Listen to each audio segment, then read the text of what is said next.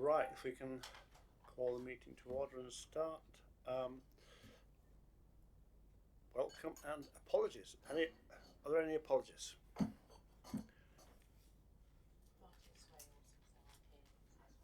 Okay. Noted.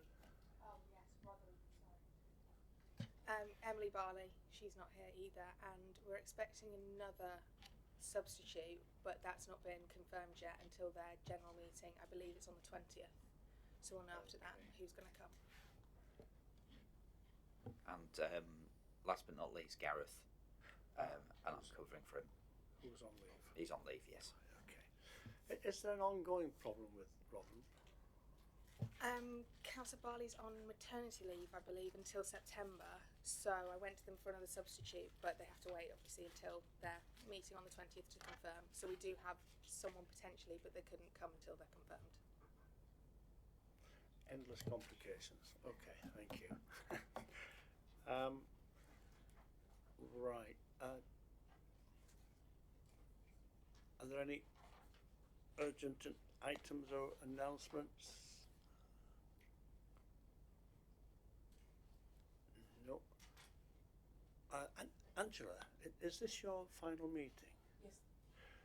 Right. I think it's appropriate then to say, well, at least thank you very much for your long and expert service. Well, no, I think it's appropriate that we should.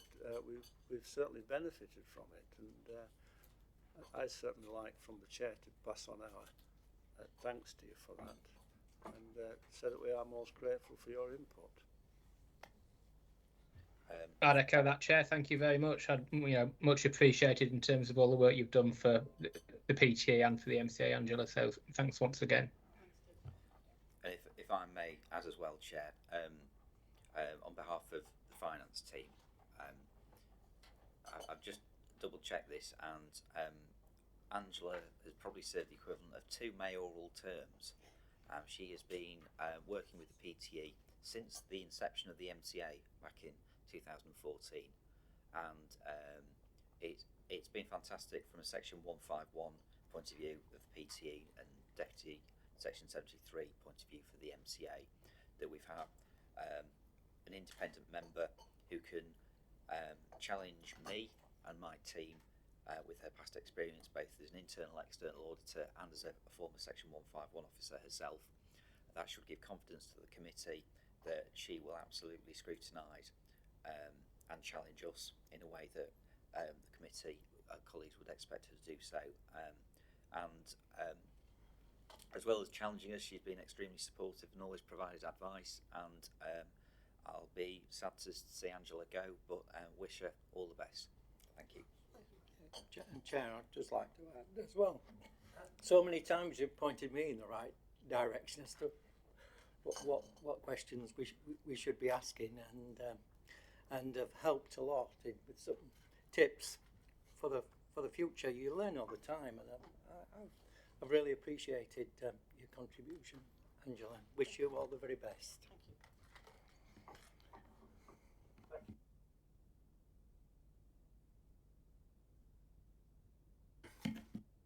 Don't forget to press your button, Philip.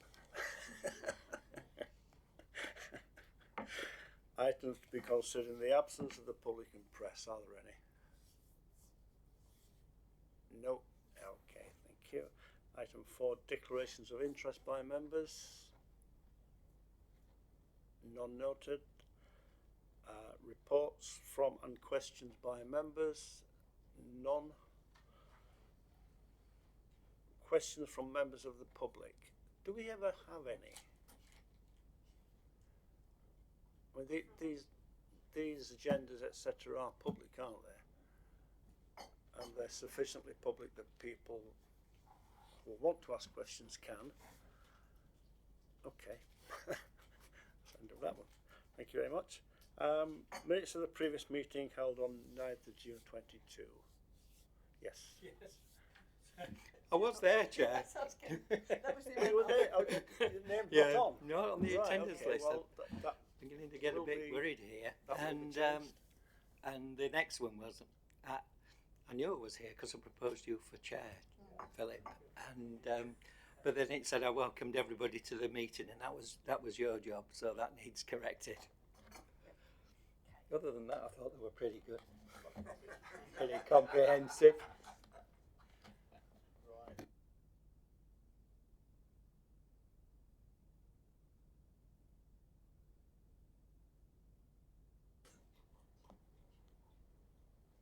So, if they're a correct record, we can move on to matters arising and the action log.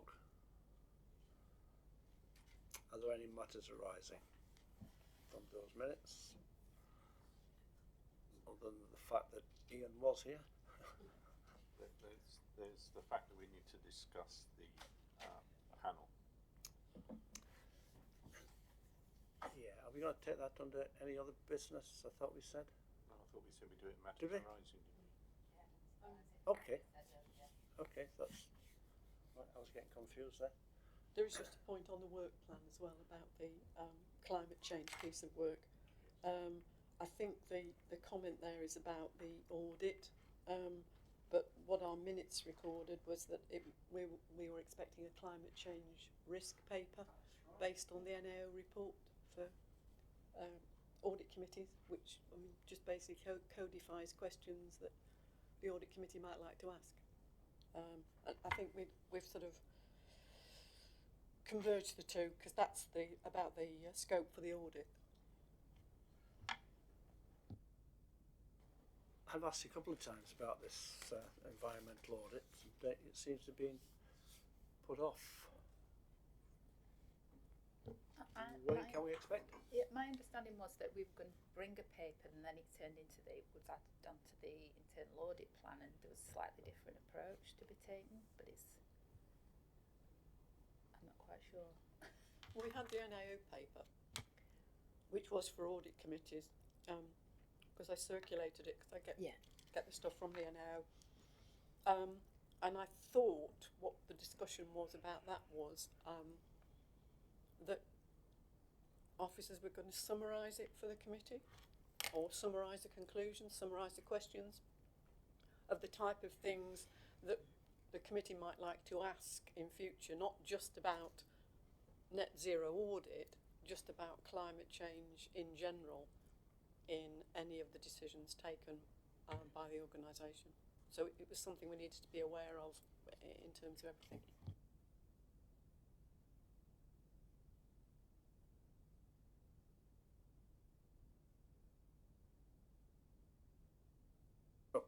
It keeps going off. Though we will see a paper to introduce it, and then the process could roll forward from there. So wherever we want to start, we need to start somewhere. Just to square this off. So the NAO report, as Claire pointed out, my understanding was officers looked at it, but because it was very much driven by what an audit might want to do, that we'd asked for some days of the internal auditor to work to sort of see how that might be done. So if there's been a misunderstanding in that, we'll sort of liaise with Lisa, because that was where the officers we've got, it was quite complex as how audit committees ought to sort of discharge their responsibility, so that we thought that probably it needed internal audit to give some advice. But if wires have got crossed and that's not happened, then we need to take that back, like you say, to bring a report back over the type of questions a committee might ask. So take that away. On the general policy to do with climate change and whatever, I think we need to re-put this in your forward plan. So what was going to be the case, and it's slightly delayed this with the election of the new mayor, is that a paper was going to come into this cycle to both the LEP board and then soon after to the MCA to discuss the sort of shape of what programme we might want.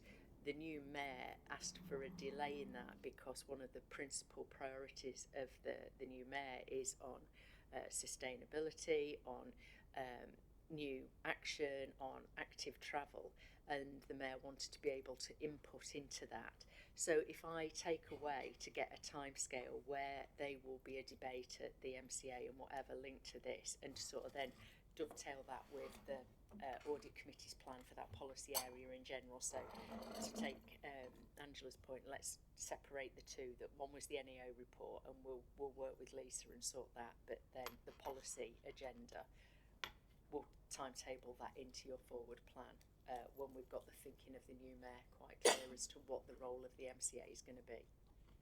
Right, and my frustration, before I bring Ian in, is that the paper was a long time ago from the NAO. I read it, and I understood it at the time. It was complicated, and I expected that we would be able to audit, that we would be able to build in an environmental element on each subject that we audited. That hasn't happened,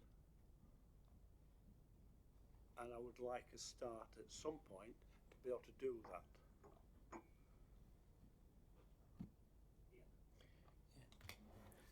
You might like to be radical and get the committee to sort out exactly what it wants to do based on that report. It's a fair time to the next meeting, Chair. So I was going to suggest all of those issues that Ruth's brought up, could form the basis of a paper, even if the paper says there are unresolved items here. But hopefully, it will tie in the mayor's perspective on the matter and thoughts, together with the NAO report to which you referred some time ago. Yeah. So I think now we would be saying we'd like something on the next agenda, and if it comes up with suggestions for how things might be incorporated into the work programme, that would be perfectly welcome. And if it says there are reasons to think about this some more, well, that equally would be fine. So I think that's what we'd like to see, I guess. We certainly don't want it kicked into the long grass, well, which is the feeling I've had. 2030 approaches fast. Angela, did you want to? No? I think Angela's point was that the NAO report is for audit committees to decide what sort of level of assurance they want to put on officers. So clearly we can sort of put a paper on the next agenda that recirculates that report and is quite open about the committee thinking about what they would want to see in, as your point, in either the internal audit or in assurance or in paper. So we can do that, and we'll do a sort of either a second part to that report, just sort of summarising some of the policy direction. So that's not a problem. I think we've got to be careful not crossing over into overview and scrutiny. Yeah. But there's certainly some things which have happened in the last year or so, which I would have liked an environmental perspective on. I'll not detail them, but there are several things. Infrastructure, etc. Okay, so that report's going to come forward for the next meeting. Thank you. And your point, Reese, was about the panel. The panel, right. I don't know whether Angela, as chair of the panel, wants. I don't know whether Angela, as chair of the panel, wants to input her thoughts first as to where we go with this. Before I do, it's. I'm happy to, but as they say, as yesterday's man, what I think is probably not important to what the committee wants to do going forward. I mean, clearly the committee now being much smaller, it casts some doubt on whether it needs a subcommittee and whether a subcommittee can actually be staffed. And so that is an issue. The panel did have I thought, quite a useful role in looking in depth at some areas that were of concern to the committee, but which the committee hadn't got time on some of the packed agendas to consider. So I think there's a twofold use you can make from a panel. There's still the issue about getting a member representation on it, which it would need, as to whether you have somebody from the main panel, the main committee on that panel, or whether you staff the panel with the independents and another councillor member who's on one of the constituent authorities audit committees. So there's issues around how you staff it, but I think it has a role, it could have a role in terms of doing those deep dives, particularly on certain risks or certain projects or things that need to have an oversight, and the committee may not have the time to get round to doing it in the normal agendas we have, which I suppose brings me round to the agenda and how we put items on there and what time we allocate to them, and whether the more meatier items end up at the end of an agenda when we haven't got much time to consider them.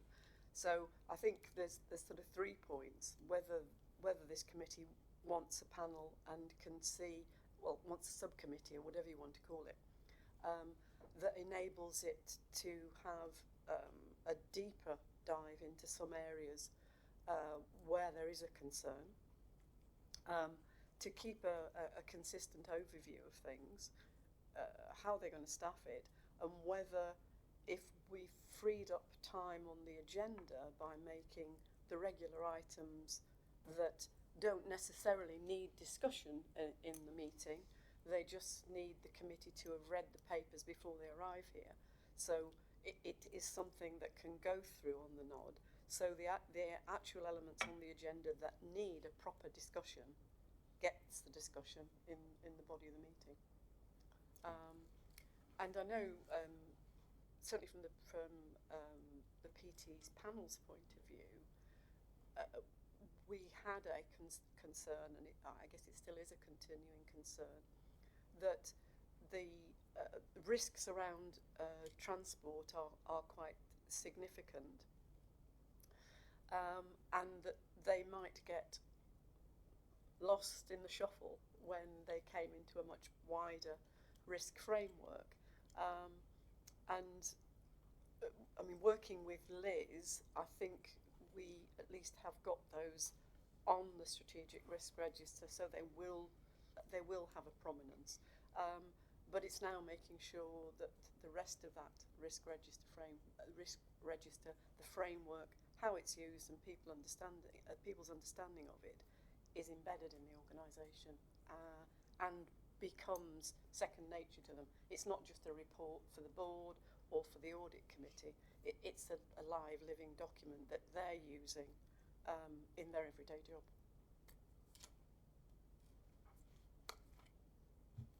Over to you.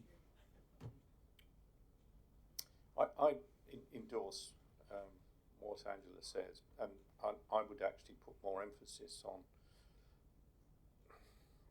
stating that I think you need a panel or a subcommittee which is going to give more oversight into what was the PTE now within the MCA, for the reasons of risk, health and safety, and the breadth of what was in that operation, bearing in mind we don't have a separate transport committee.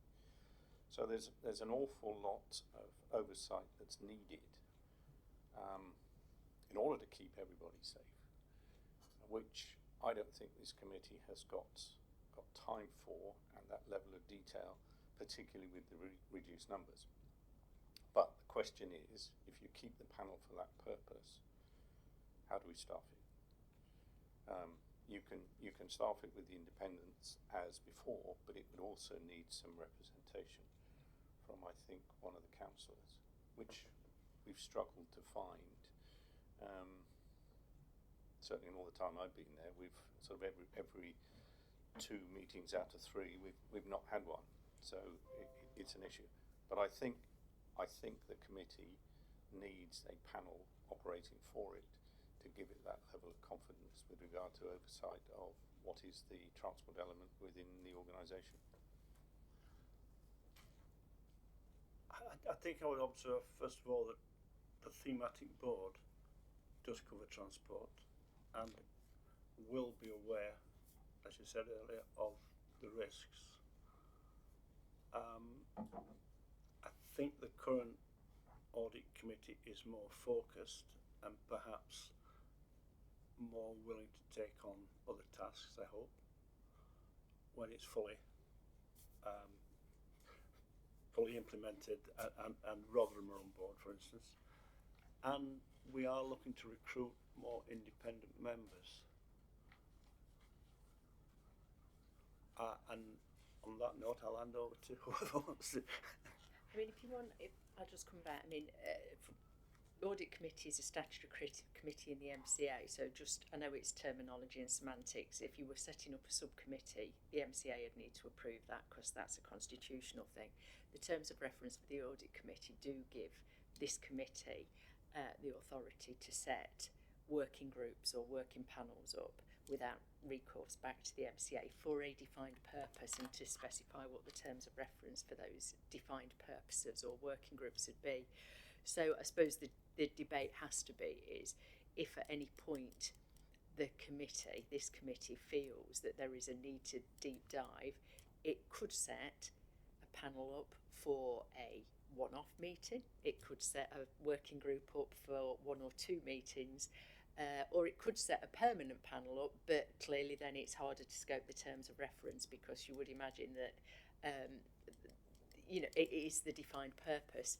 What the committee can't do is discharge any of its responsibilities for assurance that the MCA has given to the committee to a panel. So the terms of reference are quite crucial to get right if you're setting these working groups and whatever, which was quite why the panel that oversaw the integration process to ensure that transport risk did have quite tightly defined terms of references and focus, because it was that deep dive looking. So that was just a point of clarity about subcommittees versus panels or working groups or purposes. But yeah, the option is there for kind of non-decision making panels to be set up to report back under the auspice of this committee for a defined purpose, but not a subcommittee and not any passporting of the overall assurance responsibilities of the committee. I think the point that Angela and I are trying to make is that it would be there to reinforce, not dilute. So if it were taken on that basis, that gives you added benefits. So that's something I think, Chair, you'd need to think about. Well, we'd have to think about the constitutional situation first of all. Are we able to do what we want to do? And do we want to do that? I know in other organisations similar, deep dives are done by inviting officers to give a report and questioning on that, and that might be a way of fulfilling that function here.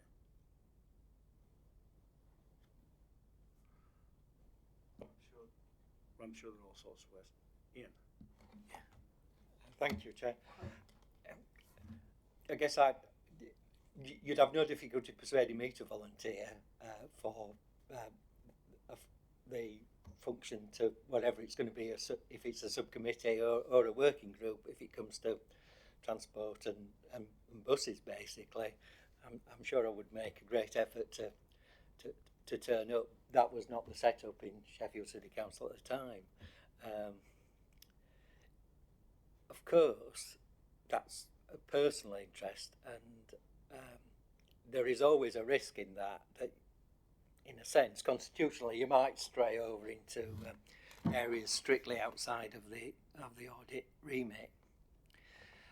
But I think we probably should do something, because in the end, it's about the major issue that the public raised with us as members. I think in probably in all the constituent authorities, and it's very high on Mayor Coppard's list of priorities.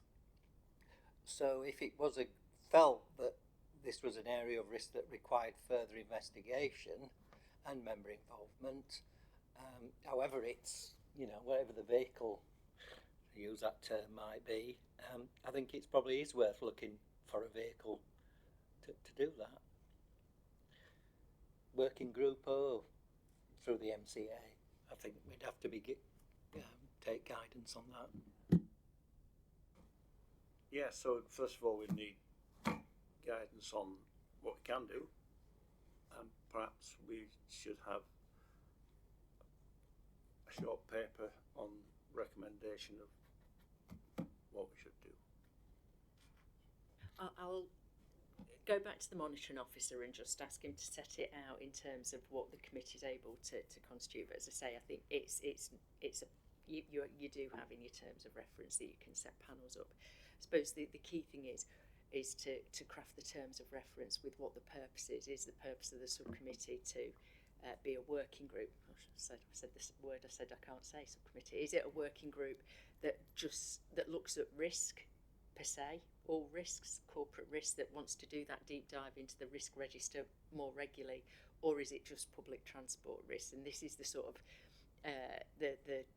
I suppose the substance of the issue that the committee need to decide is where do they feel they need that extra assurance that they would task a working group, because that helps us put or suggest for your consideration some terms of reference. And of course always be careful that we don't stray over into overview and scrutiny, because they have a role in this. I think if you stuck with the broader areas that are within the committee's remit anyway, and risk management and effectiveness, the efficiency of the process, does it provide up-to-date information at the right time in the right way? If you're looking at how that works, I don't see that it could stray into scrutiny's area. Well, I mean, one way of looking at this is if you look at the agendas that the previous PT committee and indeed the panel that was running for a year now did, and it extract out of that the work that he did on audit and the work that he did on internal audit, but took the rest, which highlighted on risk, which highlighted anything that came out of health and safety concerns, got an overview of what was happening from a transport perspective that might then lead to risk, and also some of the potential investments that might lead to risk. That would probably give you a good viewpoint of what a committee could provide to give assurance for the main committee. It would probably be about half the work that current committee does today. My concern with that, just on that explanation, is that this committee discharging some of its responsibilities to a panel that is not webcast, is not open to public scrutiny, wouldn't have papers published, and I think I'll go back to the monitoring officer to get proper advice, but to sort of say anything that's not internal audit or external audit is done in a panel, I think would give the MCA an awful lot of concerns about the transparency of this committee's operation. But that committee itself wasn't telecast. So the information that I'm talking about that it looked at is there to be then put up towards this committee. So I'm sorry you've lost me on that, Ruth, because that's the bit I'm saying. If you've got a panel looking at it and then you bring it to this committee, you're doing two jobs. You've got two different panels doing the same role. So what's the unique working group contribution that doesn't take? I'll go back to the monitoring officer and get some clarity, I think, and then perhaps if I bring that back and then members can really focus on the purpose, and I say if it is a deep dive into transport risks, then that forms the terms of reference, so just the substance of what's in the scope of the panel. Yeah, if we just find out what we could do and what we should do, and we'll go from there. Do you want to? I was just reflecting on something Angela said earlier about assurance mapping, and just think as part of that maybe there's something we can look at in terms of the sources of assurance that are within the combined authority already, and try and bring that out to provide that. But just reflecting on Angela's comment earlier, and think maybe that's an area that we can focus on to start that. Yeah, thanks. I mean, I think the fact of the matter is that the transport risk is going to crystallise in crystal clear fashion very soon, or not, as the case may be, depending on what the government, on events that are outside our control. So certainly any investigation would be about managing the risk and, as it were, removing that risk in some sort of way.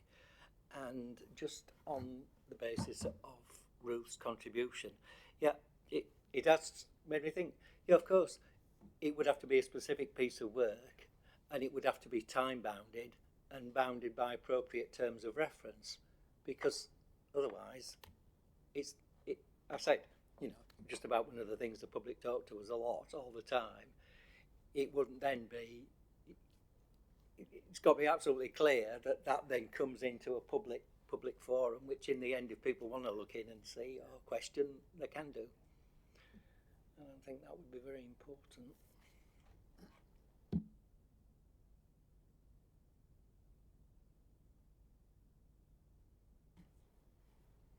Done on that one? So, matters arising and the... Oh, sorry, we've done matters arising. Anything on the action log? Nope. Okay. Draft accounts, item 9. Thank you. Thank you, Chair. So, the report that you have before you is a full set of draft accounts for the financial year 21-22. The accounts are subject to audit. The external audit planning phase started last week, 4th of July, and that will be ongoing for the next 4 to 5 weeks, after which there will be a final audit, the dates of which are still to be agreed with the external auditor. The accounts themselves that you have before you do look very meaty, and I can only apologise for that. However, we do have to follow a very clear prescribed set of standards laid down by both SIPFA, the Public Financial Accounting Profession, and as stipulated by regulation. So unfortunately, most of what you see, if not all of what you see, is not through choice. Where we do have some discretion to provide more context to the accounts, we do so via the narrative statement, which is at the front end of the accounts. So for the MCA group accounts, which includes the MCA single entity core statements and disclosure notes, plus the MCA group core statement and disclosure notes, there is a narrative statement at the front of that. And then similarly for the PTE's accounts, there's also a narrative statement there. The purpose of that narrative statement is very, very much like you'd find an executive summary or a chairman's report in front of a private sector's or a PLC's set of accounts, and it's there to provide readers with more context to what the numbers mean. We obviously don't expect everyone to be a chartered accountant. We do try and set out in plain English what's been happening in terms of the financial performance of the year, and provide some more strategic context in terms of what are some of the deliverables, how has the authority met or perhaps slipped on some of its corporate plan objectives, for instance. So the narrative statement provides that context. Also, within the draft accounts, there's the annual governance statement, which sets out the extent to which the authority believes that it has delivered on its 21-22 governance improvement plan, and whether it can reassure the committee that internal controls are sufficient. The the main areas where I draw the committee's attention to, which differs from previous years, is I think the biggest point by far would be the extent to which financial performance has slipped compared to the original budget set back in 21-22. So members may or may not recall that the budget set in March 21 was for the 21-22 financial year of 358 million across both revenue and capital. And across revenue and capital combined, the level of slippage has been more than a third over the year. Capital was the main driver behind that, so slippage on that programme, capital programme combined, was 129 million. And I'd love to single out one area and say it was that area's fault, but unfortunately it's been across the piece in housing, transport, and the rest. And the general reason which I think elected members from the respective four councils would be familiar with, it is a story nationally and across the region, that supply chain and labour market shortages coming out of COVID, supply issues have just globally have affected the ability for us to deliver a capital programme. There is a sort of a silver lining which we go into in more detail in the financial outturn report, which is due to go to the MCA on 25th of July, and that is because government tends to or has tended to give us grant in advance at the start of the year. We've been sat on much larger than expected cash balances, 200 million more than we'd anticipated in the Treasury Management Strategy. And when you combine that with the fact that the Treasury Management Strategy was set on the basis of a 0.1% base rate, which then subsequently increased to about 0.75% by the end of the financial year, that has generated almost £1 million of additional interest receivable that we hadn't anticipated. And whilst that may sound like good news, unfortunately, we have to deal with the fact that when we set the budget for the current financial year that we're in now, 22-23, our budget was set before government informed us that certain grants would be cut. So one example would be the core lab capacity grant, which was cut by roughly a third. When you combine other cuts and then you add in the forecast pressures on pay and price inflation that we're going to encounter this year, just as Barnsley, Doncaster, Rotherham, Sheffield and other local authorities will experience, we will need the additional interest receivable to offset those pressures and to give us an ability to smooth those inflationary pressures going into future financial years. Coming back to the capital programme, the areas of slippage where I would be more concerned than others will be where there's a risk of grant clawback. What I will say to set context is that the MCA has a very solid track record on meeting government's annual targets for spending grant. So in each of the 6 years of the Local Growth Fund from 2015 through to 2021, the MCA hit its target every single time. The risk in 21-22 was with the Get Building Fund, which came to a conclusion. That was a £34 million programme over 2 years. Again, we mitigated the risk of clawback by spending all of the £34 million over those 2 years. Where I did have some concerns was around the Brownfield Fund, which is a housing programme over 5 years. Government imposed a £20 million spending target for last year. We spent less than £2 million. Now, we apprised government well in advance of year end that this was going to be the case, and they noted that as yet there's been no indication that they are going to claw back any money, and indeed what they've done is awarded the region a further £13 million. So I would take that to mean that the risk of clawback is low on that. For this year, the main risk on clawback will be a Transforming Cities Fund, and that indeed a lot of the slippage from last year was due to a slippage on that particular transport capital programme. Again, like with Brownfield Fund, we have been actively engaging. We will continue to engage with Department for Transport because where TCF comes into play is it's immediately succeeded this year by a new 5-year transport capital programme called City Region Sustainable Transport Scheme. and there is a lot of interplay and interdependencies between the legacy TCF schemes and the incoming CRSTS schemes, as well as active travel fund. And I believe that we have a strong argument with DFT to say that there should be we should be given grounds to slip, if needs be, into 23-24 for that particular scheme. But we are definitely aware of the risk, and which is why I wanted to bring it to members' attention today.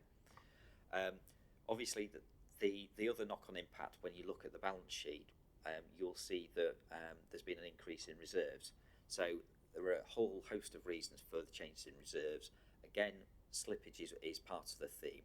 There have been unexpected additional amounts of funding that have come to us. So, for example, we received some clawback from the South Yorkshire Superfast Broadband programme, and we'll be reinvesting that for the region in a new programme.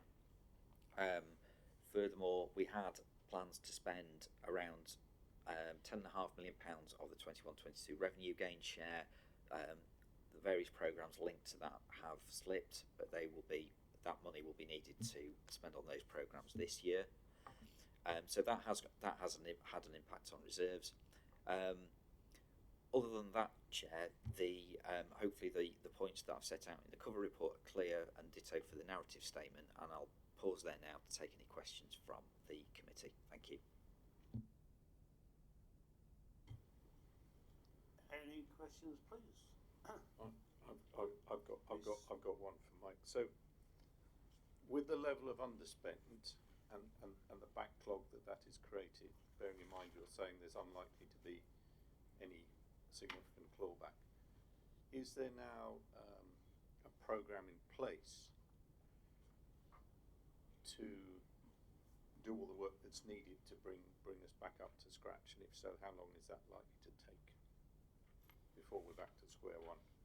So I'm not personally close to the immediate detail. However, the conversations that I've been having in preparing the reports for the first quarterly update on the current financial year's financial performance that I've had with my counterpart in the programme controls team is that they are working with promoters, i.e. Barnsley, Doncaster, Rotherham, Sheffield, and also PTE colleagues who are in charge of project delivery on a weekly basis, reviewing forecasts, looking at the issues, and then where we've got particular concerns, we have a newly stood up programme management office, which again reports into Gareth, just like I do, and they would undertake a specific intervention with teams to see what we can do at our site to help address some of those areas. So there is, I can't give you specific of a plan, but I can definitely reassure the committee, that we do have teams within the MCA who are actively looking at this.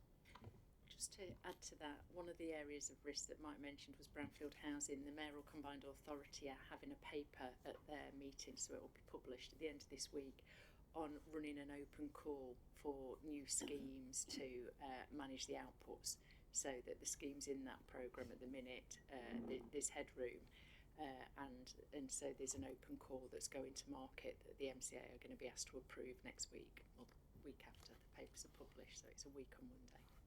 So one of the consequences of a delay, of course, is that now we're subject to very strong inflationary pressures. Does that mean that we now have an undercosting or an under level of funding with regard to delivering the projects as we move forward?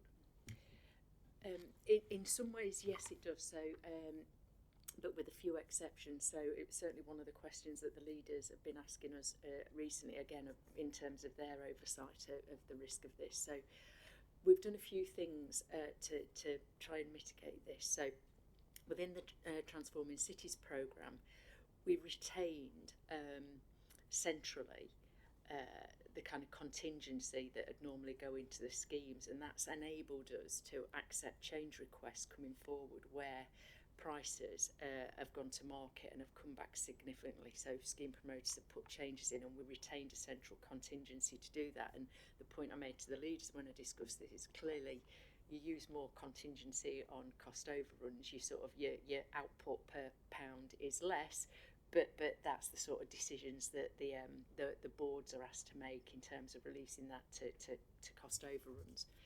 One of the things as well we've done this year is change the assurance framework. So we had a lot of dialogue with over 250 people from the scheme promoters in the early part of this calendar year before developing that. And our old sort of process for assurance used to be you did your sort of strategic business case, your outline business case, your full business case. That's when you got a confirmed decision on funding.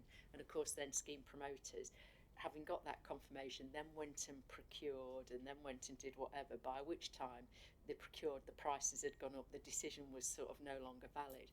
So one of the changes in the assurance framework is to sort of load some development costs between outline business case and full business case, so scheme promoters can almost, we're in partnership with them to manage the cost risks of going to procurement, so that the procurement can run in parallel with the sort of development of the case to business case, so that the essentially it's leading to a far better cost decision making ratio, that when it comes back, because they've already had some of the costs underwritten of doing the procurement partway through the process. So that's starting to get far more accurate costings in, but certainly our experience on some of the programmes up to date where procurement happened at the end is that there's disparity between what scheme promoters forecast the costs would be and what the market then comes back when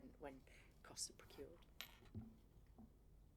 Tim, To say Tim's got his hand up. Yeah, it's very difficult to see it on that screen. I have to, yeah. Tim? Thank you, Chair. Just to add to a couple of points that both Mike and Ruth have made, certainly on MCA sponsored schemes, transport schemes, the point that Mike made around TCF overrun is entirely right, but it's probably also fair to say that does vary at scheme level quite significantly. We have some schemes which are, but a few weeks or months overrunning in terms of their completion.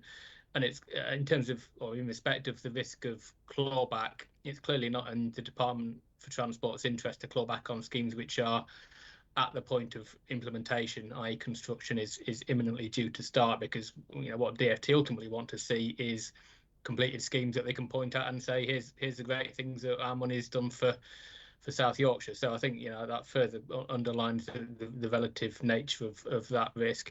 I'd also echo Ruth's points in terms of the changes to governance and management of the programme more generally. We've certainly, again, on MCA sponsored schemes, also looked to do early contractor involvement, so to make sure that we've got greater assurance and greater accuracy of prices at the point of going to the market, which gives us then more certainty at the point of post FBC contract award. So that just adds a further level of assurance that our cost estimates are more accurate. Thank you, Chair. Ian, did you want to? Yes. I'd highlighted a bit about transport in the narrative, but of course, paying for a transport system needs a thriving economy and well-educated and skilled workforce. So, at the risk of stating the obvious, all of these areas are very, very important. But putting that on one side, it was a bit about government grants and other contributions that I highlighted a bit on page 77, where it said that whether paid on account or by instalments, the authority will comply with the conditions attached to the payments. Other grants or contributions will be received, is when they're recognised in the accounts. But exactly as Mike was saying, I remember it well when there was a change of government and a coalition came in. All of a sudden, lots of schemes that weren't contractually committed were just wiped off the programme, and that was that. Yes. So it was a time ago. So I just wonder what reasonable assurance could mean in that context. Because I've heard what you've said, Mike, and I'm reassured by that. But yeah, it's certainly an increased risk, I guess, at the moment, at any rate. Takeaway for that is spend it as fast as possible. Yeah, Get well, the programme exactly. through, isn't it? So my follow-up, but I'll make it now, was the question was, and I think Ruth was saying it, presumably we've got a contingency list of shovel-ready reserve schemes or things that can be done more quickly or committed, have we? Yes and no. It depends on the thematic area you're talking about. So, like Ruth said on brownfield on housing, that is one of the things that we are pushing for to get moving fast on having those schemes come forward, which is why we're proposing to go with the open call. Yes, we do have certain schemes that could, in theory, start soon. But one of the things that we've been trying to implement, and I think we're nearly there now with the launch of the Project Feasibility Fund, is to do exactly that, Council Auckland, is to make sure that we do build up a much bigger pipeline. So we're not in the position of having to wait until being caught off guard and be reactive when government comes along with a brand new shiny fund that they want to launch. We've actually got stuff ready that meets our strategic objectives, and then all we do, if government are nice enough to come along with a fund that works for us, then we'll just use that to supplement our plans rather than the other way around. Yeah, I just observe that we are about to effectively chase government. I think we must all have fears in that direction. Yeah, the way Mike's put it, these things can go either way.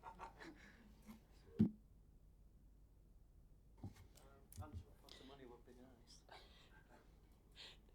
Just moving on to some other things. Let's talk about the figures. The external audit fees, we have in there at the moment just the standard fee.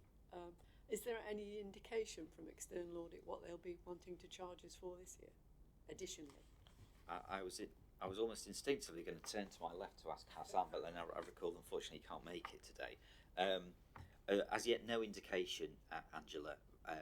It's one of the things I've got on my list to ask at the midway point through the planning audit of the manager, who I should just bring up to speed. We have, I'm delighted to say, it's the first for me, we have an audit manager, a lady called the Reverend Sue Gill.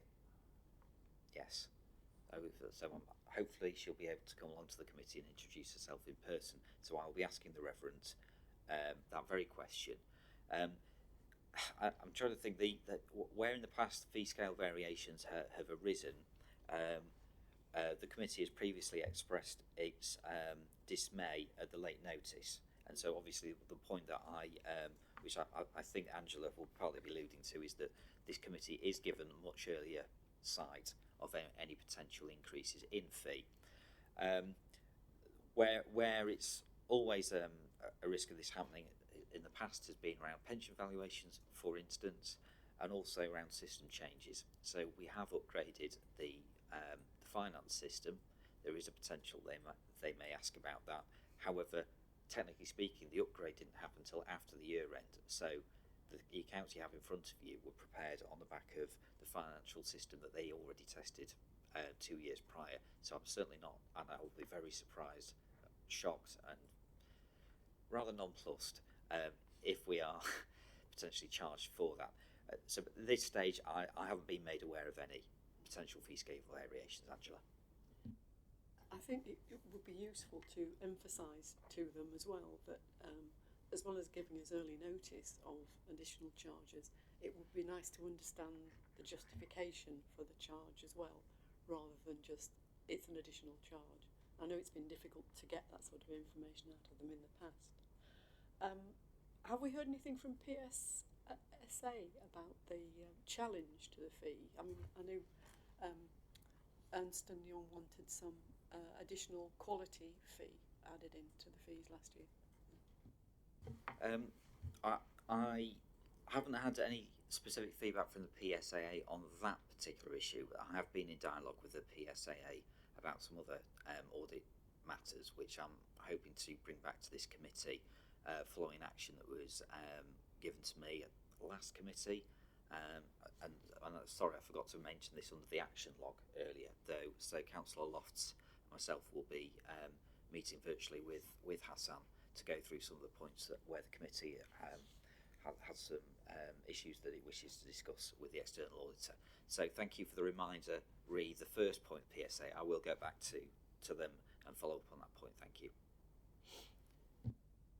And my other numbers is about the leases. I mean, when this standard actually does have to be implemented, I know it's another year's delay on it, what sort of impact is that going to have on the workload for the accounts? Yes, so for the benefit of the non-accountants in the room, this is IFRS 16, which is lease accounting. So the main implication for an authority, as far as this reporting standard is concerned, is that assets where the standard refers to right of use, i.e. where, let's take the passenger transport executive, has exclusive use of a piece of land for, say, a park and ride. It would be a really good example. Even if that land belonged to somebody else, so Harworth Estates or Peel Holdings or whoever it may be, prior to IFRS 16, there was no need to show that piece of land on our balance sheet. And members of the public may say, well, why would we? We don't own it, so why can we count it as ours? IFRS 16 turns that on its head and basically says, well, if the PTE has got exclusive right of use of that, then it does need to recognise both that piece of land as an asset and also show any associated liabilities.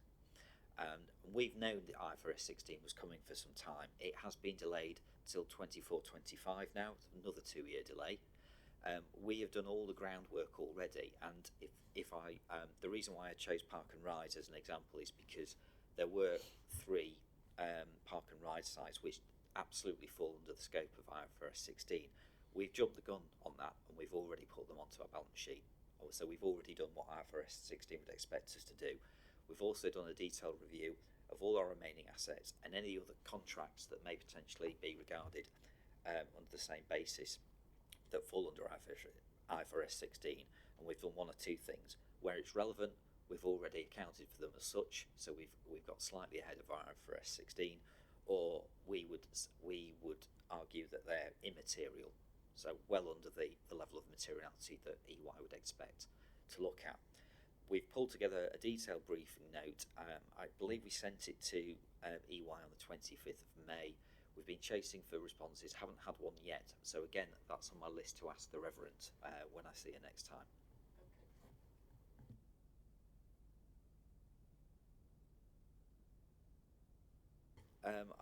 I've met her virtually. I obviously didn't know that we would be fortunate to have a Reverend. It was the purple blouse and dog collar that gave it away.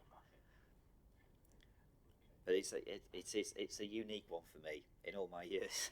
We look forward to meeting you. Yes. That's great.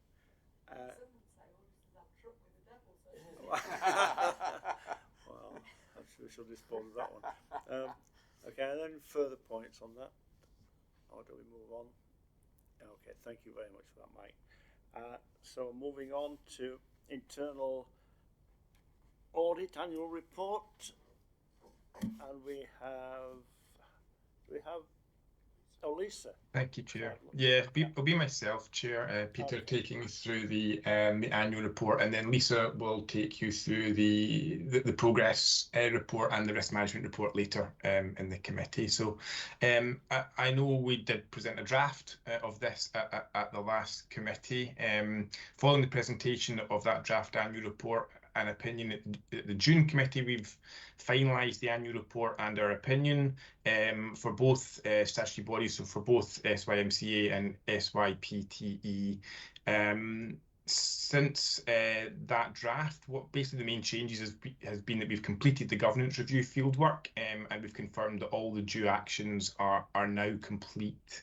I know we had quite a bit of discussion over this at the last committee, so I won't repeat what was discussed there, other than to just say there is a summary on page 5 of the paper, which is page 260 of the pack, of the work carried out. And again, just bringing to your attention to say we have undertaken sufficient work throughout the year to allow us to give this opinion. There have been no assurance reports issued. There were 43 recommendations raised during the year, all of which were accepted by management, none of which were high rated, and all of which have been completed during the year. All due actions have been completed during the year, rather, so a completion rate of 100%. Again, just very briefly, there's a summary table on page 9 of the pack, of the paper, which is page 264 of the pack there. That has the overview of the reviews, the ratings, and number of recommendations made against those. And there's also a breakdown on pages 11 and 12 of how we've got to our opinion, how that's broken down across the areas of risk management, governance, internal controls, and implementation of agreed audit actions. So other than that, happy to just take the paper as read. The internal audit opinion for 21-22 is a significant assurance opinion with improvement required. There's been no change since the draft report was presented at the last committee, and happy to just open for any comments or questions that the committee members may have there. Angela.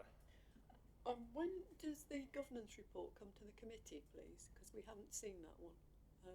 We've got the risk management one on today's agenda, but not the governance one.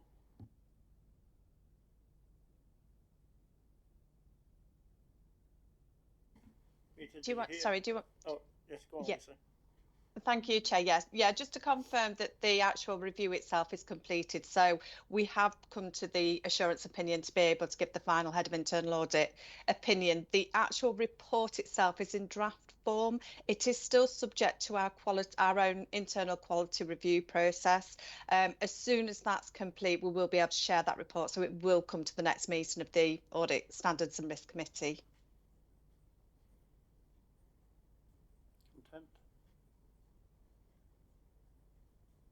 Any further comment or questions? No? Well, we seem very content with that, Lisa and Peter. Thank you very much. And moving on to external audit update. And I have a report. Hassan is not with us.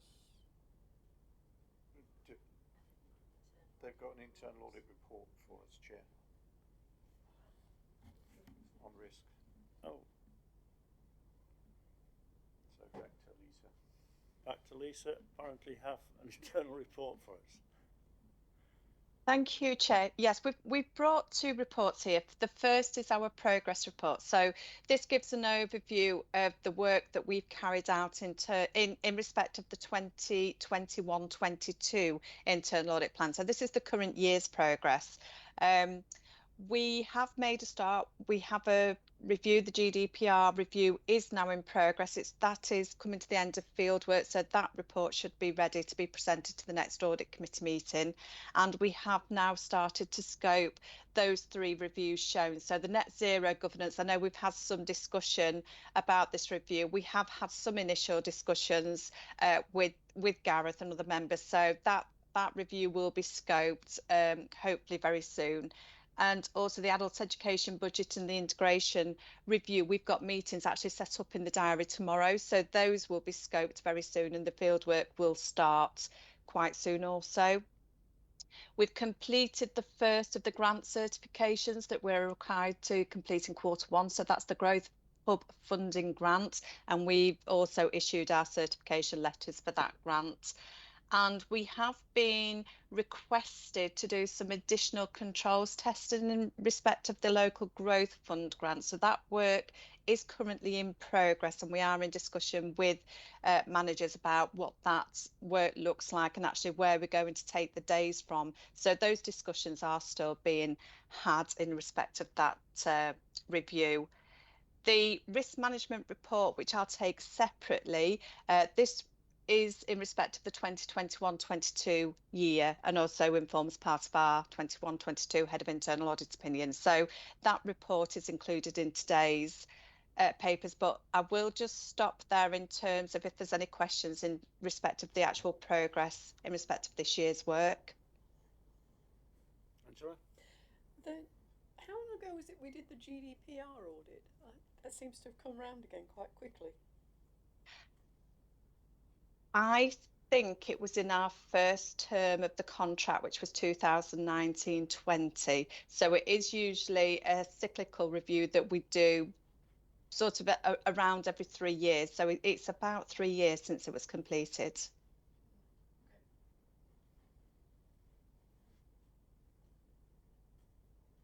Anything further?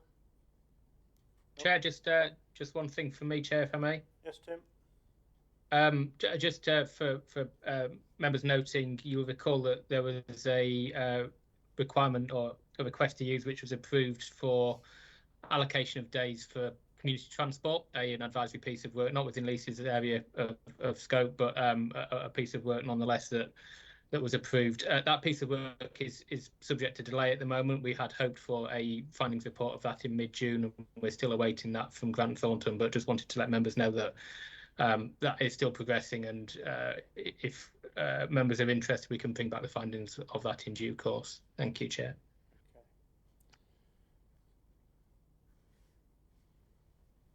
Right, seems to be nothing further on that, Lisa. You have another report? Thank you, Chair.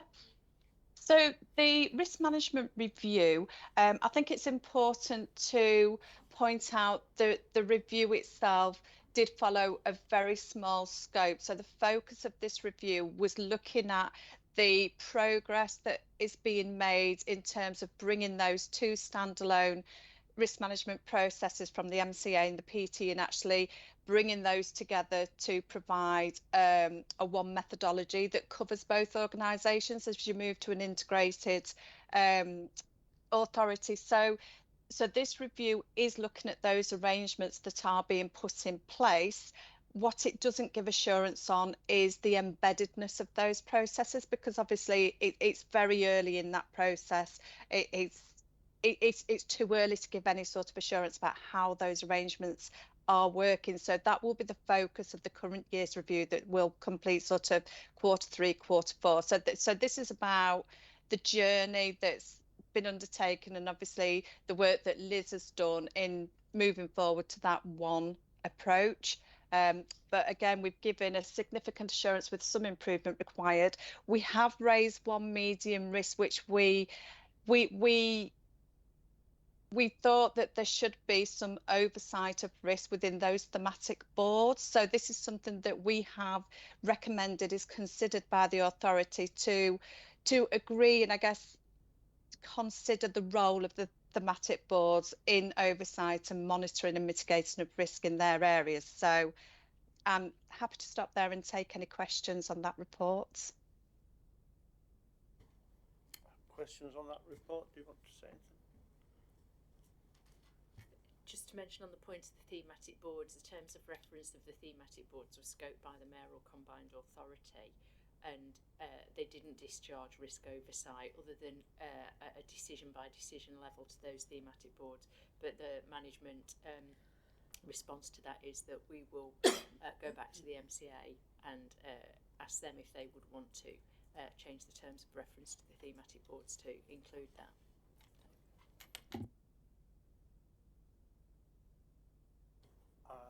Looking round.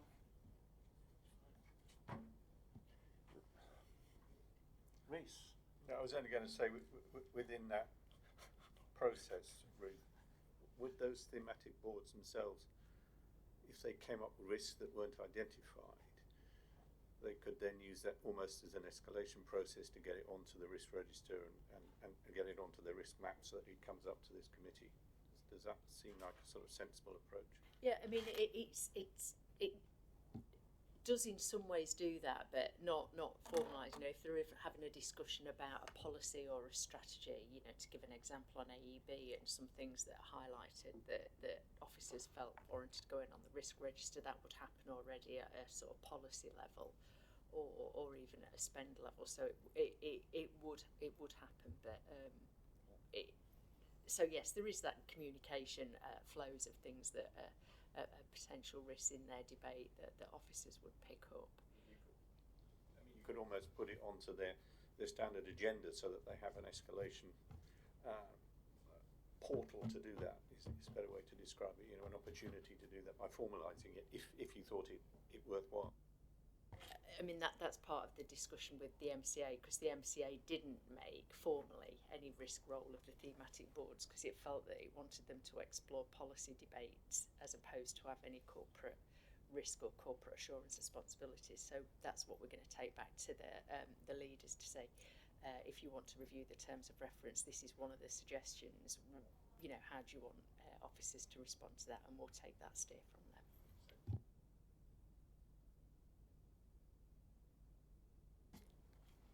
Anything further?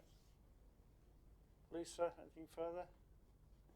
I think just one other point to make, Chair, if I can. We haven't brought this time a separate report on recommendation tracking because within the Head of Internal Audit report, it gives the full year's overview of all recommendations that have been raised and implemented. And as there are no overdue recommendations, there isn't a separate report this time. Okay. The couple of things that you do mention in your report, Lisa, on page, I think it's page 9 of the report. Don't know what page, 292 of the pack, are about the post-implementation review of the framework and having a dedicated resource to make sure it's pushed forward, or that the momentum is maintained. Are those two things that you will be following up, or do have both of those in train? Yes, those points will be followed up as part of the current year's risk management plan. It sort of feeds into how those arrangements that have been proposed are then embedded. So we'll be looking at all those areas that we raised as points within that report.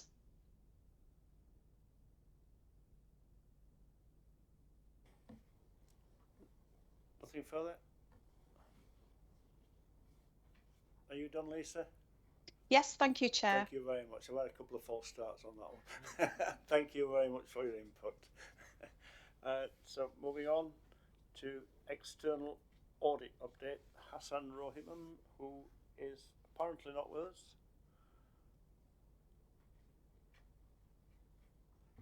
I can confirm he is not with us. Okay. Well, I'm I pleased can also about that. confirm that I haven't received any reports from Hassan to bring to members' attention. And I'm not aware that any were provided to the Democratic Services team either. So I think what I would suggest, Chair, is that this is something that we bring up in our conversation with Hassan offline next week. I'm sure that will come up. So we'll move swiftly on. Did he send apologies? Not that I'm not. aware of. Okay. He didn't send apologies. No. Okay. Thank you. Okay. Well, that will be considered. Thank you. Internal audit plan progress report. Item 12. We've done that. Done it, haven't we? Yeah, it runs to 14. Right. Oh, of course. Yeah, we've gone a bit squiggly. Okay. Governance improvement plan. No, you haven't got one. I thought we'd done that under Lisa. We've done the internal audit, but then this. Right. Okay. Well, I've gone further on here then. We'll talk about this, please. Okay. Number 14. Go for it. Thank you. So this is item 14. It's page 303 in the pack.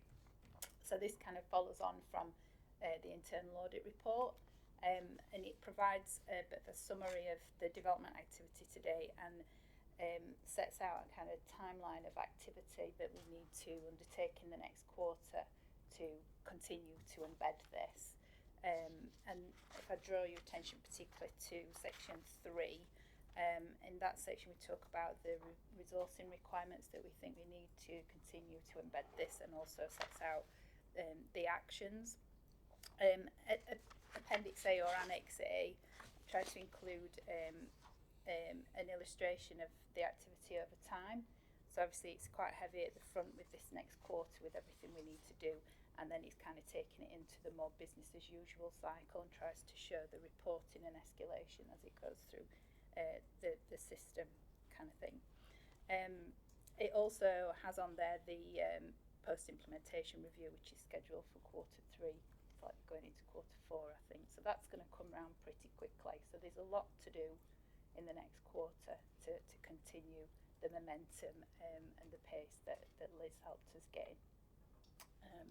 And then in Appendix B, this just pulls out in a little bit more detail the steps that are needed to start to implement the live system of the IT solution that we're going to be using, which is the Forest system, but it's a new iteration of that will give us a bit more power around the reporting and creating dashboards. So I've just pulled that out a little bit to just try and illustrate the steps that are needed and the sequencing of the activity to get that implemented, to be able to bring back a nice juicy report in October. Are you confident you have the resources to bring back a nice juicy report? Yeah, there's a lot to do, but obviously going through this process of identifying all the activity that's needed, and obviously we took that to management board as a discussion, so they're fully aware of the activity, and there's a role for them to play in this as well, in helping the organisation to understand, and like Angela said before, it to become part of everybody's day-to-day processes. So we tried to build that in there as well, following the MCA considering the framework at the end of this month, and then obviously kind of launch it officially as we go forward. Reese.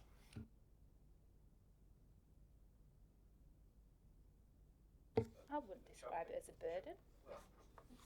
An opportunity. Okay.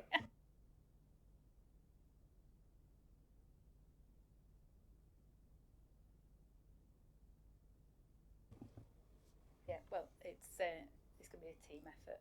It's everybody's the governance team will play a key role in this, but obviously it's everybody's responsibility. So that's the model that we're working with. Angela. Just two points on this. The post-implementation review scheduled for October, December. Is that not a little early in the game plan for having completed the actual rollout and progress?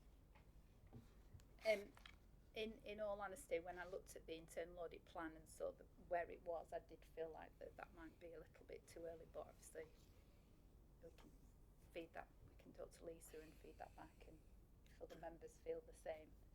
It does feel like we'll perhaps not quite have got going with the business as usual kind of cycle of it.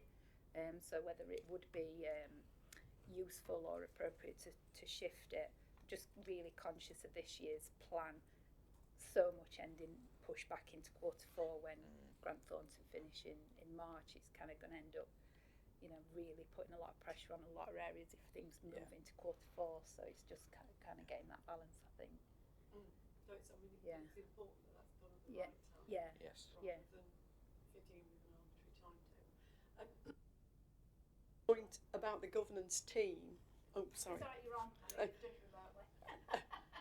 I see the point about the governance team collectively taking a responsibility, but that feels a little bit diluted in terms of getting focus to follow this up.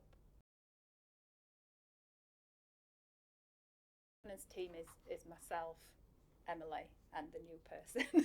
So it's a quite compact group, but obviously we'll work closely with management board. It's kind of the role that we'll play in terms of monitoring the process and that oversight and pulling those reports together and being the key administrators for the system and the process, the IT system and the whole process. But it is a small focus team, and obviously bringing in that other resource to have that dedicated focus as well with me. So are you also the implementation team for actually installing the forest system, which is still being built. Mm-hmm. The system, we've been working in a test site with the provider, and obviously they're now moving that to a live site and migrating the risks that are already in there that Liz worked with people to get in. Well, we did it together. So they're migrating those, and then as we've worked through the business plan directorate area risk, then part of this plan is to input those into the system with the users. So the implementation team will be all the governance team members, including another officer that's coming in that's focusing on information governance, but we will all have administrator level rights. So we'll be that core team to do that aspect, and then we're identifying the other users to start to work with the system. A number of people on the PT side obviously are already familiar with that system, but this is a slightly different, this is a new version of it. So we've got the training planned in with the provider as well to bring that through.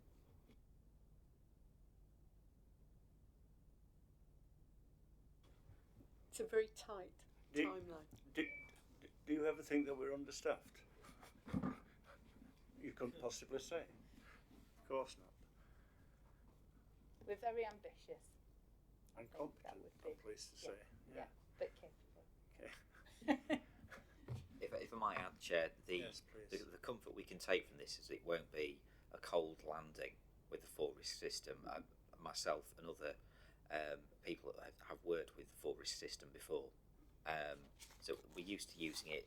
Yes, it may look slightly different and may have additional functionality, but essentially it's like having a database. You just enter information in. What's more important isn't the system, it's more about the risk owners like myself properly thinking through what the risks are and what the mitigations are, having dedicated time to think about it.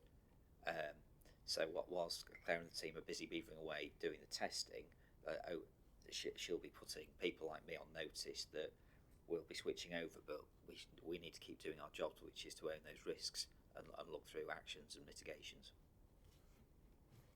Yeah, what I often find, and found professional life and in politics, is that you don't often get that thinking time because you're always doing things. So, yeah, it's not as easy as it sounds, perhaps. I've been using some of this committee time thinking about some risks I've got on my mind, so you've got to take the time when you can, Chair.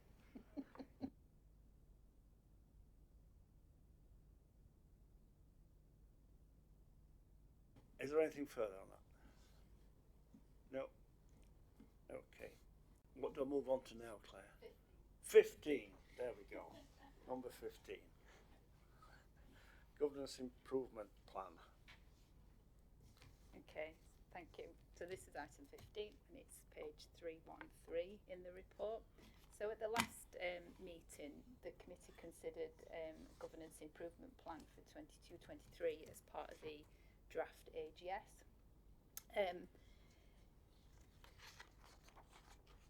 I've taken a slightly different approach to bringing this report. We've scheduled an update on the governance improvement plan on the work plan at every meeting. What I found is when the actions in this governance improvement plan are quite high level because we wanted to be able to drive the kind of strategic priorities and objectives of the organisation. And there are a lot of actions that sit behind these actions. So it's quite difficult at this point in the year to come back with a kind of table full of this has happened, that's happened, because there's a lot of collaboration and different teams involved in delivering these improvements. So what we've done for now is we've grouped together the actions into themes, and we've scheduled some time with Management Board from the end of August to focus on some discussions and bring the right people together to see where we are, because there's already activity going on in these areas. And then my proposal is that we maybe think about when we get to the next item how we plug this into the committee's work plan to bring back broader discussions on these themes. So that's the proposal, really, to kind of seek your feedback on that approach going forward.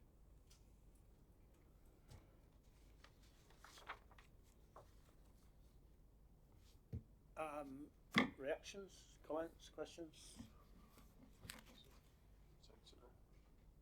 Sensible.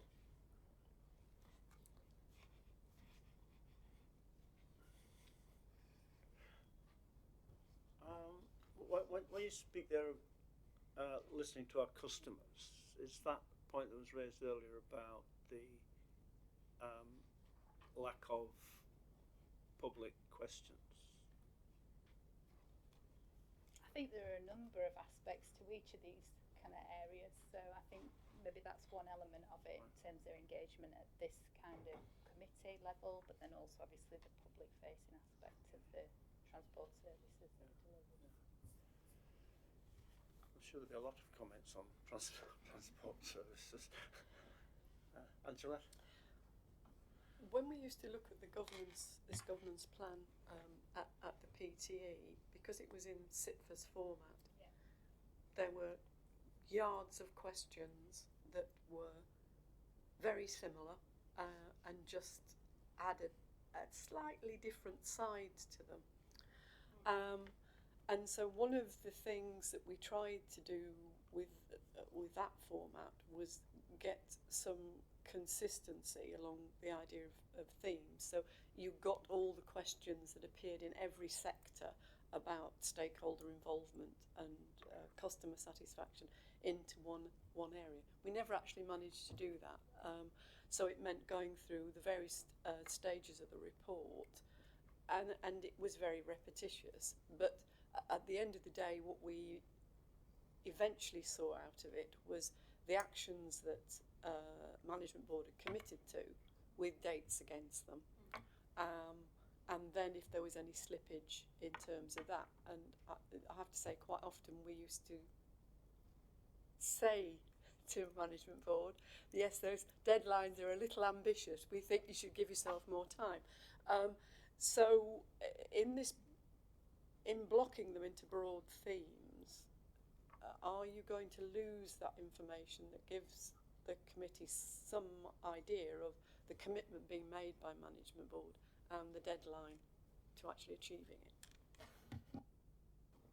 What I'd hope to do from the discussions with Management Board going into the early autumn is when we come back to the next committee meeting to give a bit more, to firm up that kind of what are the key kind of measures here, what are the key actions that kind of deliver this bigger action, and start to give a bit more detail in that sense, Just to share some of that, as a member of the Management Board that look at it, I also like to have who's responsible, who's going to take it forward, by what date, and who's accountable, so that there's a named accountable officer. So these broad themes will be broken down. I'm sure that's what we'll be asking for. Certainly that's what I'll be asking for into a lead accountable officer.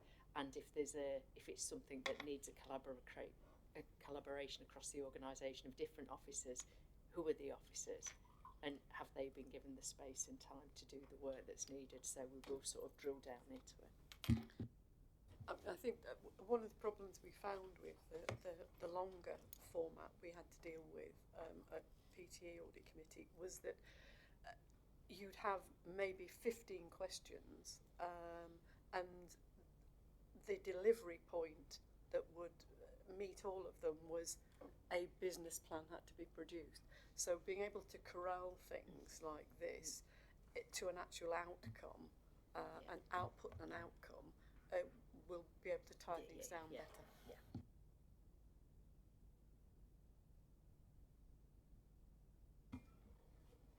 No further comments or questions? Right. Moving on to Claire, your work plan.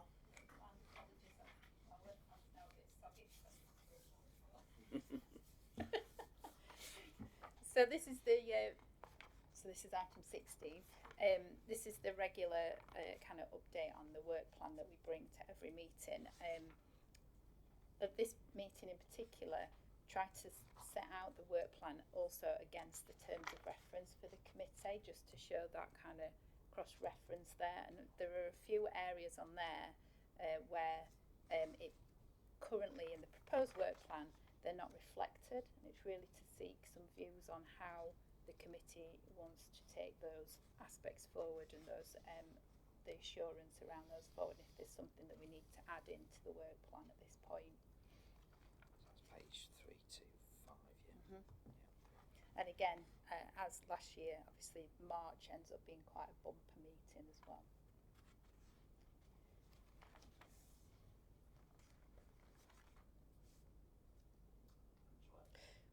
Is there somewhere appropriate in here that the committee looks at its terms of reference?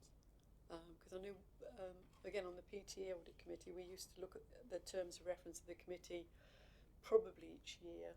It might have been a bit too frequent, but to see if there were any additional items that we felt we ought to look at, or if indeed the terms of reference needed cutting down a bit. That didn't very often happen, but it is good practice to review your terms of reference, and then we'd obviously have to refer any changes upwards to the board.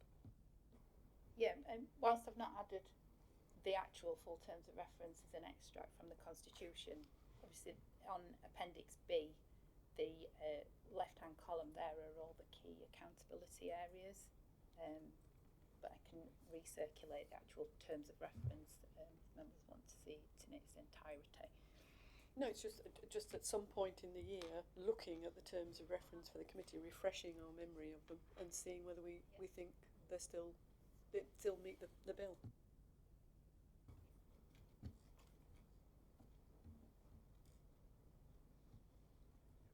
Oh yeah. Sorry, I looked at the thing on nothing but what's it. So, on the ones that you're seeking views,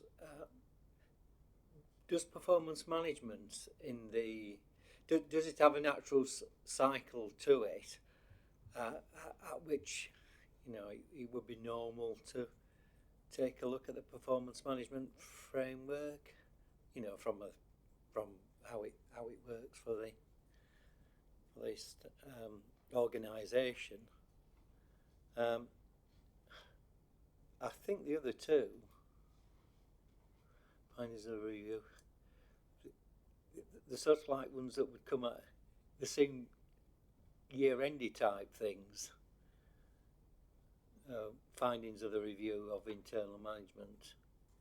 But the control environment, as such, risk that the control issue gets fed into so many of the reports that we see already.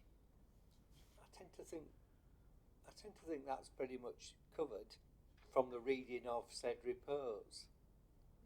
I think yes. So unless somebody's saying it's something different, which it could be, looking at the frame, looking at the mechanics of the framework of control environment, I'd say I tend to think, well, we cover that pretty much anyway. That's my feeling. If that, that feels, you feel like you don't need anything additional, and that's picked up in that way. I think that's where an assurance map as a visual actually provides the committee with something, because it's an overall. I mean, it's like the dashboard of performance. So you've got the controls and the assurance that is on those controls. So you've got the world of assurance that we may see in individual reports, but this gives you how it looks overall and who's providing that assurance, which is quite useful. Yeah, I was just going to say the same in terms of you saying about the assurance map. Then if we plot that out, that really probably speaks to that control environment. Then. Yeah.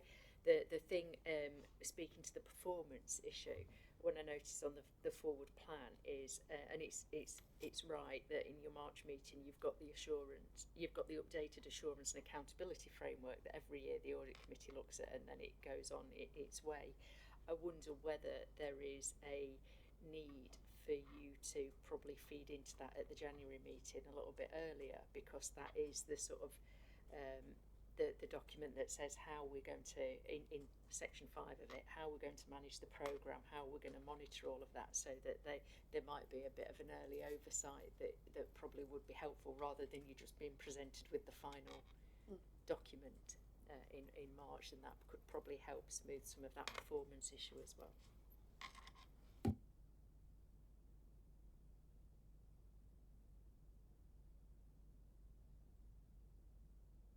So, I'm guessing if we're talking about programme, are we talking about programme performance in this case? And if that's the case, I guess to take an example from today, we might say, well, there's something wrong with the performance management of the capital programme, but we've got, COVID, whatever. We've had an explanation of that. I'm probably sold on the idea of the mapping idea. I guess I'd want to see it first, though. You know what I mean? One of those things that I think, well, maybe this is even at the last, Angela, I've come up with something new to consider, but I think I'd like to see it. No, Yeah, I'd go with it. Yes. I've been banging that particular drum ever since I arrived here. It's still, we still haven't managed it. Well, it could be your monument. Yeah. The internal audit review, or the effectiveness of the internal audit function, that sounds like a report that either encapsulates the committee's views of how effective they feel internal audit has been, or either a questionnaire or some way of actually assessing how internal audit performance, well, what internal audit performance has been like. Have you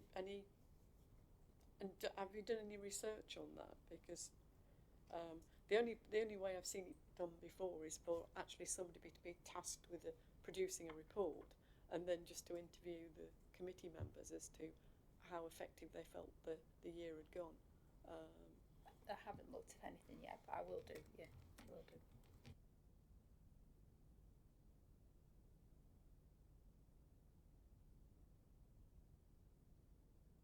Very busy meeting.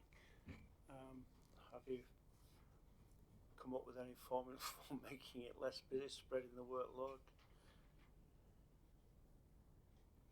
I think it's similar to last year, where it's a difficult time of year with it coming to year end.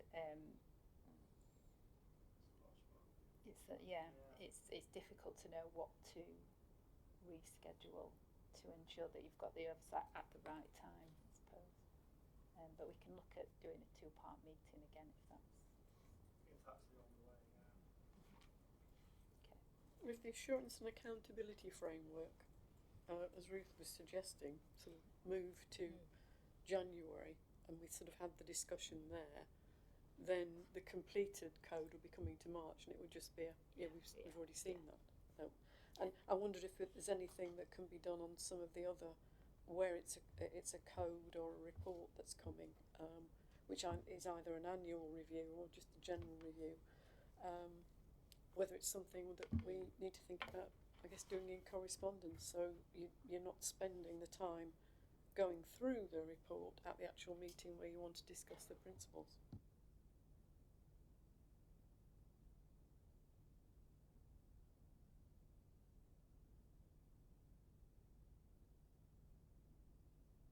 Everyone content? Yeah. I see you looking pensive. Yeah. Yes. So, I just want to check on the content.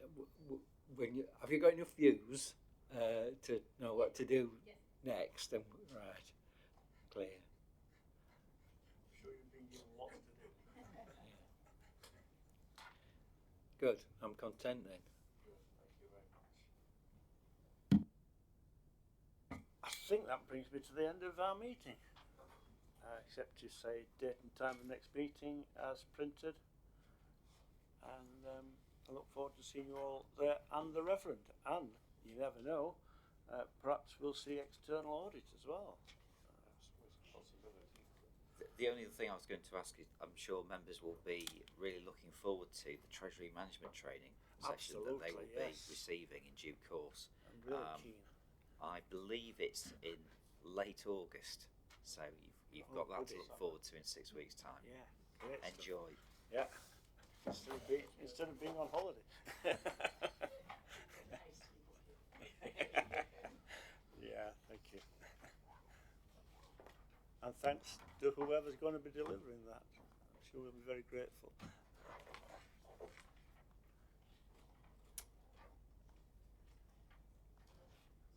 Will we all be there incidentally? I don't want to turn up on my own. I will have to come on remotely. Oh, the Treasury training. It's Thursday. No, I've already had one session. I don't want to repeat. You can't stand another. Oh no. So it's Thursday, the 1st of September at 10 o'clock, and we have attending Councillors Loft, Auckland, Councillor White, and Councillor Barley has accepted as well. Very good. Very good. Excellent.